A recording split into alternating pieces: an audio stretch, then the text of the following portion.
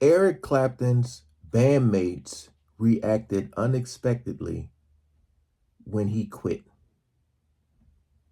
We're back on the Grunge channel, ladies and gentlemen. Again, thank y'all so much for coming over. Make sure you guys check out their channel. They got a lot of just a lot.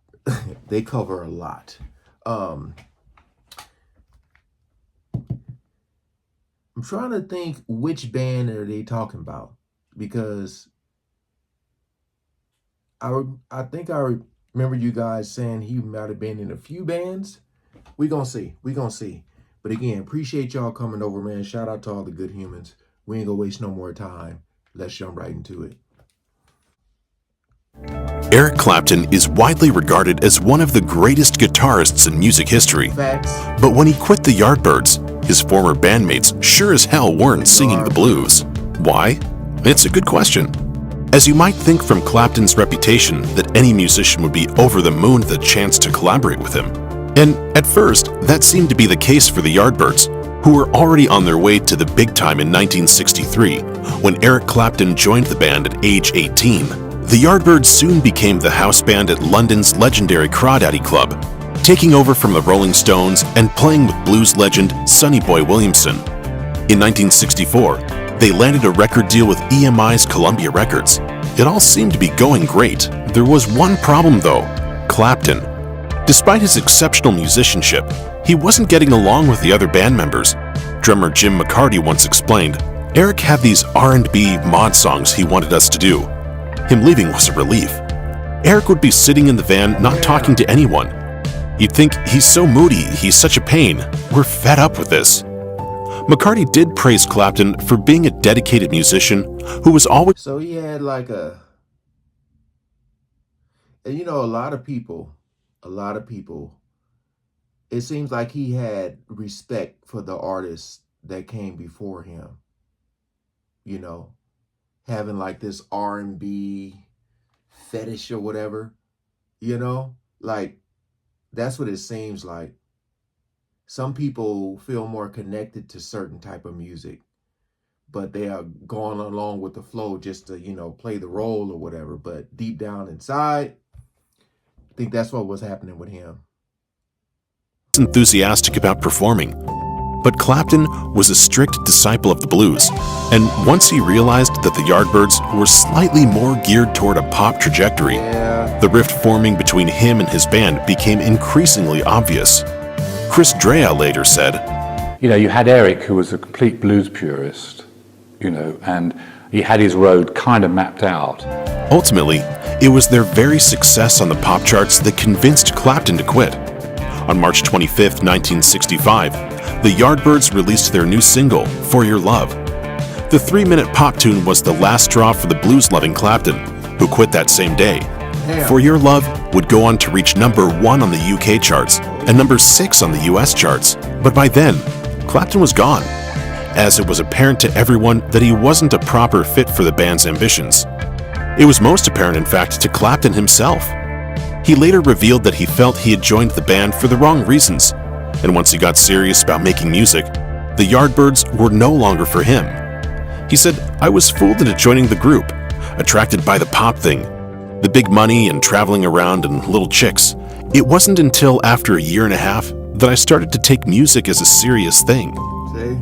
Despite the obvious appeal of the rock star lifestyle, the young and ambitious musician had higher aspirations that, in his mind, transcended what the Yardbirds had to offer him. It wasn't easy though. In 1989, That's pretty crazy, man. Like seeing someone early on, you know, normally you hear it after they're, or when they get way, way, way, way, way, way older.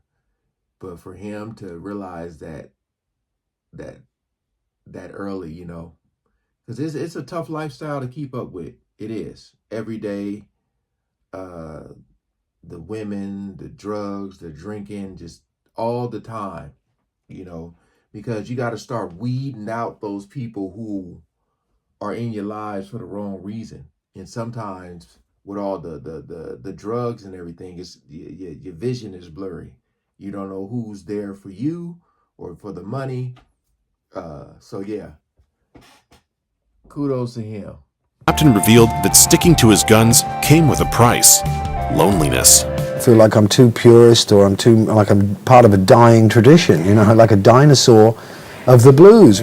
Still, for the young guitarist, the experience with the Yardbirds proved to be a valuable one, as it helped him clearly distinguish what he wanted from his career and what he didn't want. And Eric Clapton's departure from the Yardbirds turned out to be a good thing in more than one way. Not just for the sake of personal fulfillment and harmony in the band, but also for the sake of music history.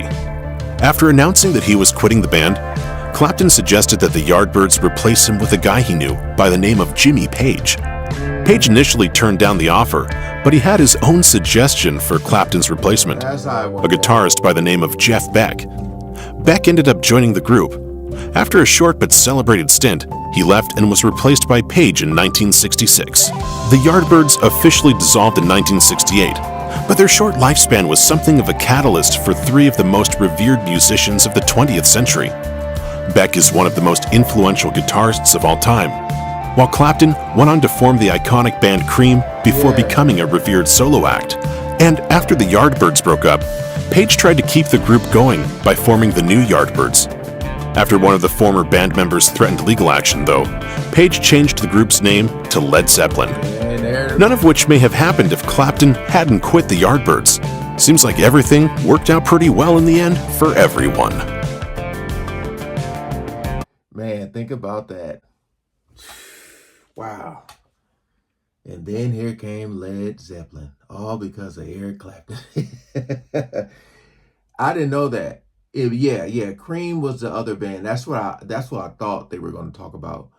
But yeah, it's crazy, man. You know, I feel like every artist at some point feel like they want to be solo, but they use the band as like a stepping stone to help them just take off. You know, you look at people like, and I'm just saying this because of how his career went successful as a solo artist. But the first person that comes to my name to name is people like Justin Timberlake. You know, he did so well with NSYNC, but it seems like as a solo artist, man, that brother just, woof. But yeah, okay. So the that again.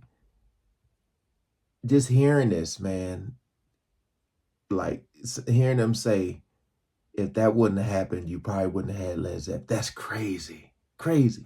But all right, again, appreciate you guys coming over and watching. Hope y'all enjoyed. Peace out.